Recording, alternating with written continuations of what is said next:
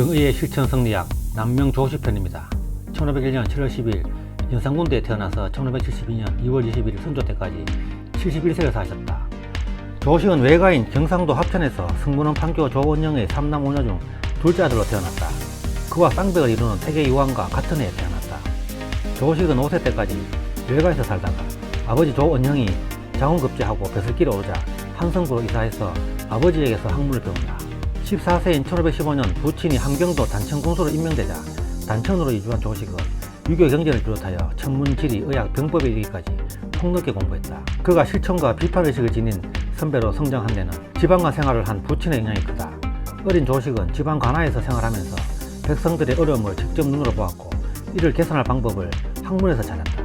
특히 자기의 정신력과 집중력, 담력 등을 스스로 시험하려고 두 손에 물그릇을 받쳐들고 밤을 새기도 하였단다. 17세인 1518년 조식은 부친을 따라 서울 장희동으로 이주하였다. 이때 그의 집이 성운, 성우 형제의 집과 가까워 그들과 가까이 지내면서 학문을 토론하고 그들과 함께 인격을 소양해 갔다.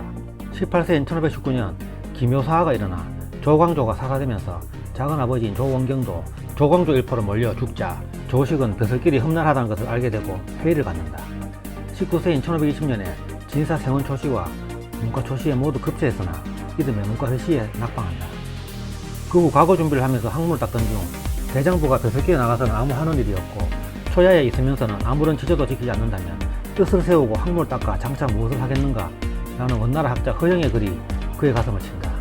이때가 조식의 나이 24세가 되던 때로 이후 그는 출세를 위한 형식적이고 지엽적인 학문을 버리고 융학의 본질을 공부하는 데 전념한다. 25세인 1526년 아버지 조원영이 갑자기 세상을 떠나자 3년 심효살이 후 조식은 벗신 승우와 함께 지리산으로 유람을 떠난다. 그와 대화하면서 학문에 대한 큰 자극을 받고 모친의 허락하에 의령의 도우산으로 들어가 약 2년간 공부에 전념한다. 30세인 1531년 생계가 어려워지자 어머니를 모시고 처가인 김해 탄동으로 거처를 옮긴다. 처갓집이 김해 일대에서 부자로 소문났던 만큼 처가의 도움으로 경제적 안정을 갖게 되어 산해정을 짓고 독서에 힘쓰게 된다. 같은 해 한성부에 있던 친구 이중경과 송인수가 선물로 보낸 심경 대학을 읽고 성리학에 몰입하면서 학문 연구와 후학 양성에 몰두하고 실천 성리학의 학문적 기반을 쌓아가게 된다. 36세 되던 해 어머니의 권유로 과거에 응시했다가 낙방되자 어머니를 설득 과거를 포기한 뒤 비로소 처사로서 삶을 영위하며 본격적인 학문 연구와 덕성 함량에 전념하였다. 30대 후반이 되자 경상자도에는 태계가 있고 우도에는 남명이 있다는 찬사를 받게 된다. 그의 학식과 명망이 높아지자 37세인 1538년 이연적에 의해 헌릉 참봉에 추천되었으나 거절하였고 태계 이황의 추천으로 단성 현감이 내려졌으나 역시 나아가지 않았다. 44세가 되던 1545년 을사사화로 가까운 지인들이 화를 입게 되자 세상을 탄식하고 더욱 숨을 뜻을 굳혔으며 외척이 어린 왕을 등에 업고 마음대로 권세를 휘두른다고 비판하였다. 마침 모친상을 당해 3년간 심호하였고 성복을 벗은 후에는 7, 8년간의 김해 생활을 청산, 고향인 합천 토굴에 계복당 내룡사를 짓고 문인들과 함께 도학을 강론하였다. 이후 명종이 여러 번 그를 불렀으나 그때마다 사직상소를 올리고 관직에 나가지 않았다. 54세인 1555년 단성 현감으로 다시 부름을 받았지만 역시 거절하고 사직시 단성소라고 불리는 을묘 사직소를 올린다.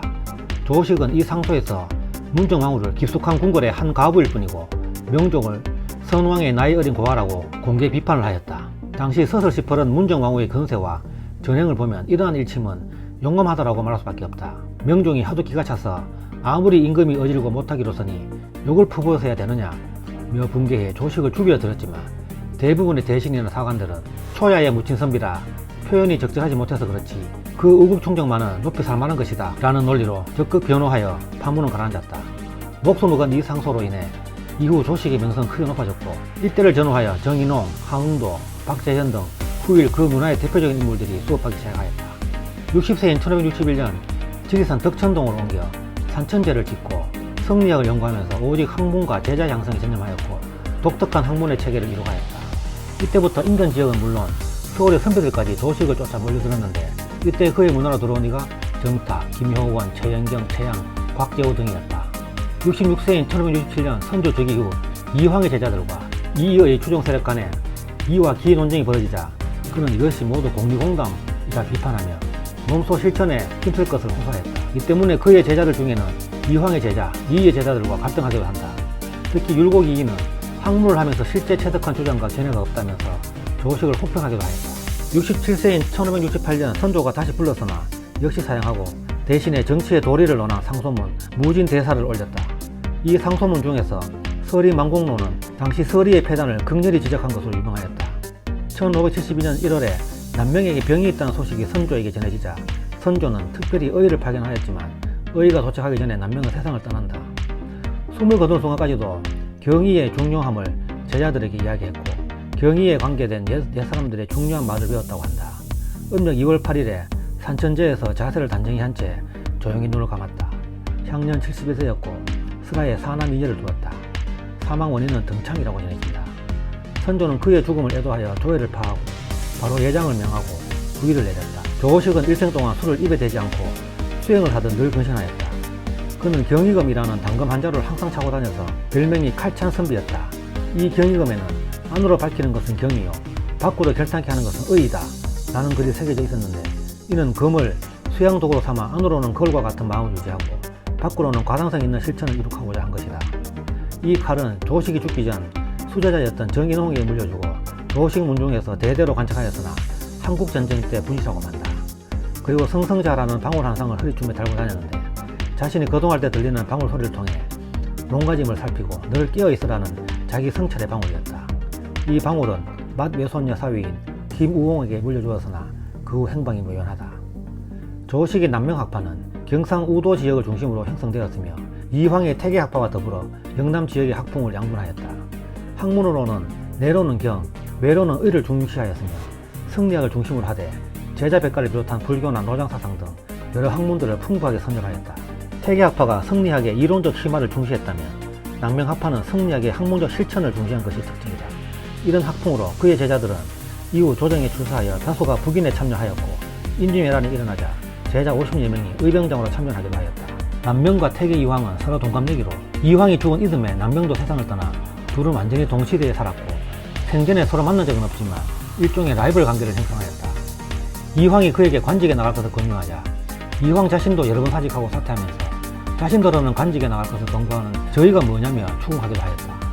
두 사람은 기질과 문체, 출처관, 항문관 등 여러 측면에서 서로 달랐는데 기질면에서 태계가 온화한 학자의 기질을 보였다면 남명은 칼찬 선배라는 별명답게 상무적인 기질을 보였다. 그래서 태계의 행동 거지가 조심스럽거나 신중한 경우가 많은 데비해 남명의 행동은 분명하고 단호하였다. 태계가 벼슬을 여러 지냈음에도 학문 이론을 중시하고 현실 정치의 비판에는 가급적 거리를 뒀다면 남명은 벼슬은 멀리해도 현실 정치의 비판에는 앞장서는 태도를 보였다. 그리고 태계는 성리학의 이론적 심화에 몰두하면서 이단이라 생각되는 학문을 배척하였으나 남명은 노장사상을 비롯한 제자백과 불교, 도교, 등법 등 여러 학문에 개방적인 태도를 취하였다. 이황은 조식에 대해 오만하여 중용의 도를 기대하기 어렵고 노장에 물든 병통이 있다고 비판했는데 조식은 이에 선비들이 공부한다는 핑계로 자기 부모의 고혈을 짜고 여러 사람들에게 폐를 끼친다며 요즘 학자들은 물 뿌리고 청소하는 절차도 모르면서 입으로는 천리를 담론하며 흠행을 훔친다고 응수하였다. 일화로 남명에게는 외손녀가 둘이 있었는데 이 외손녀들이 외모나 성격 및 살림 솜씨 등이 좀 부족했다고 합니다.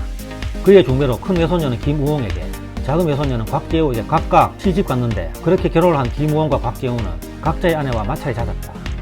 결국 두 사람 모두 왜 이런 준비를 썼는지 따지기 위해 스승인 남명을 찾아갔다. 이때 남명의 대답이 걸작이었다. 그렇게 거칠고 솜씨 없는 아이니까 군자다운 사람이라야 데려다 살 수 있는 거지. 내가 그대들을 군자 같은 사람으로 인정했으니까 이 혼사가 이루어지도록 한 것이다 라고 말한 것이다.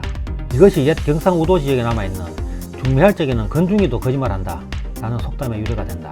경상남도 산천군 시천면에 가면 남명기정관이 있다. 그리고 그 뒤편에 남명조식의 묘가 있다.